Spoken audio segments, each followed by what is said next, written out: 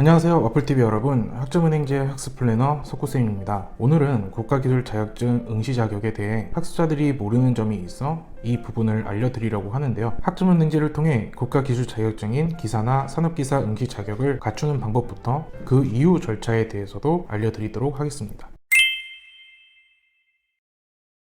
일단 우리나라에서 시행하고 있는 국가기술 자격증 중 기사와 산업기사를 보기 위해서는 별도의 응시 자격을 갖춰야 하죠. 기사 시험의 경우 관련 전공으로 대학교를 졸업한 학력, 유사 분야에서 4년의 경력, 마지막으로 학점은행제로 106학점을 모으면 응시를 할 수 있는 자격이 부여됩니다. 산업기사 시험은 관련 전공으로 전문대 졸업 이상의 학력, 유사 분야에서 2년의 경력 또는 학점은행제를 통해 41학점을 수료하면 응시 자격으로 인정을 받을 수 있게 되죠. 최종 학력에 따라 학점은행제를 활용하여 각 시험을 볼 수 있는 방법이 달라지게 되는데요. 고등학교 졸업자의 경우 산업기사는 41학점, 기사는 106학점을 모아야 되고, 전문대를 졸업한 분의 경우 학습자 등록과 학점 인정을 통해 바로 산업기사 시험을 볼 수 있는 자격을 갖출 수 있고, 기사의 경우 전적대 학점을 가지고 와 총 106학점을 채우면 응시 자격을 갖출 수 있습니다. 마지막으로 4년제 대학교를 졸업한 경우 산업기사를 보고 싶다면 0부터 시작하여 41학점을 만들면 되고, 기사를 보고 싶은 경우 타전공 과정으로 48학점을 이수 후 학위를 취득하게 되면 응시를 할 수 있습니다.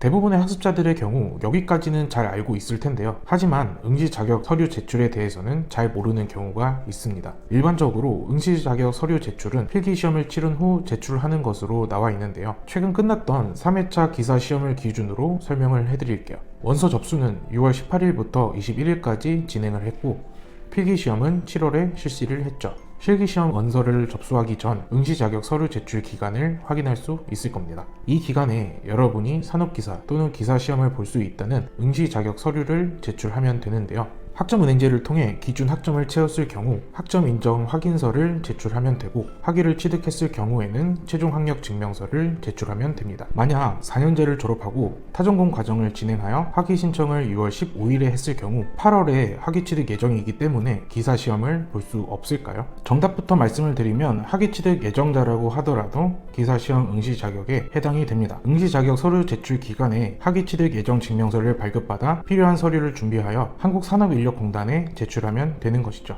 물론 학점은행제 학위 신청 기간에 꼭 학위 신청을 했어야 가능하다는 점은 잊으시면 안 되겠죠?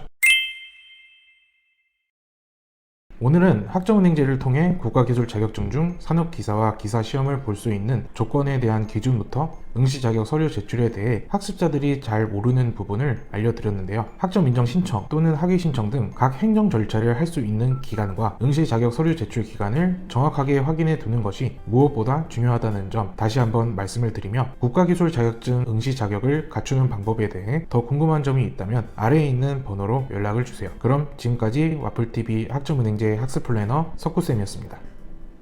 모바일 카카오톡에서 스펙타임을 검색한 후 친구 추가를 하고 물어보시면 바로 알려드려요.